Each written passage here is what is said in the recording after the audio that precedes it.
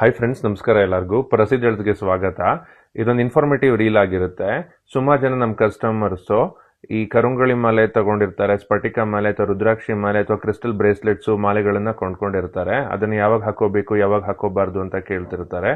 ನೀವು ಸದಾ ಹಾಕೋಬಹುದು, ಆದರೆ ನಿದ್ದೆ ಮಾಡೋವಾಗ ಅಥವಾ ಹಾಸಿಗೆ ಮೇಲೆ ಯಾವ್ದಾದ್ರು ಆಕ್ಟಿವಿಟೀಸ್ ಇದ್ದಾಗ ಅದನ್ನ ಯೂಸ್ ಮಾಡಕ್ ಹೋಗ್ಬಾರ್ದು. ಯಾಕಂದ್ರೆ ಅದರಲ್ಲಿ ಸ್ಟೋರ್ ಆಗಿರುವಂತಹ ಅಥವಾ ಸಂಗ್ರಹ ಆಗಿರುವಂತಹ ಒಂದಿಷ್ಟು ಒಳ್ಳೆಯ ಶಕ್ತಿ ಅಥವಾ ಗುಣಗಳು ನಿಮ್ಮನ್ನ ಏನು ಪ್ರೊಟೆಕ್ಟ್ ಮಾಡ್ತಿರುತ್ತೆ ಅದು ಹೋಗ್ಬಿಡತ್ತೆ.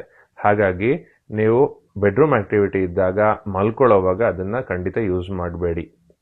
ಇದು ಬಿಟ್ಟು ಅಶುಚಿ ಇರೋ ಕಡೆ ಅಥವಾ ಅಂಟು ಮುಟ್ಟು ಮೈಲಿಗೆ ಇದ್ದಿರೋ ಕಡೆ ಅದನ್ನ ಬಳಸಬಾರ್ದು. ಮತ್ತೆ ಸಾವಿಗೆ ಹೋದಾಗ ಅಥವಾ ಮನೇಲಿ ಯಾವ್ದಾದ್ರು ಸಾವಿದ್ದಾಗ ದಯವಿಟ್ಟು ತೆಗೆದಿಟ್ಬಿಡಿ. ಹಾಸ್ಪಿಟ್ಲ್ಗೆ ಹೋದಾಗ್ಲೂ ತೆಗೆದಿಟ್ರೆ ನಿಮ್ಗೆ ಒಳ್ಳೇದು, ಯಾಕಂದ್ರೆ ನಿಮ್ಗೆ ಗೊತ್ತು ಅಲ್ಲಿ ಏನೇನಿರುತ್ತೆ ಅಂತ. ಹಾಗಾಗಿ ನಿಮ್ಗೆ ಅದಲ್ಲಿ ಕಲೆಕ್ಟ್ ಆಗಿರುವಂತಹ ಒಂದಿಷ್ಟು ಎನರ್ಜೀಸು ನಿಮ್ಮ ಔರಾಗೆ ಪ್ರೊಟೆಕ್ಷನ್ ಕೊಡಬೇಕು ಅಂದ್ರೆ ಅಥವಾ ನಿಮ್ಮಲ್ಲಿರೋ ಒಳ್ಳೆ ಔರಾನ ಪ್ರತಿಬಿಂಬಿಸಬೇಕು ಅಂದ್ರೆ ನೀವು ಅದನ್ನ ಧರಿಸಬಾರದು.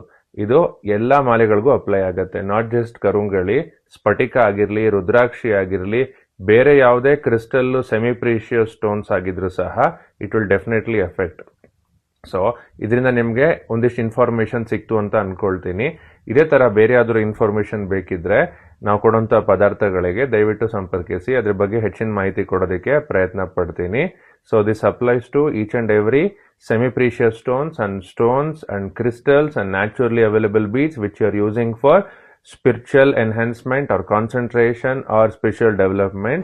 So the energy which is stored by doing the japa, tapa or chanting or by doing good karmas or good deeds will be lost when you do that. And for that again you have to wash it with a salt water, and again you have to start enhancing the power of those crystals or beads by doing the same japa, tapa meditation.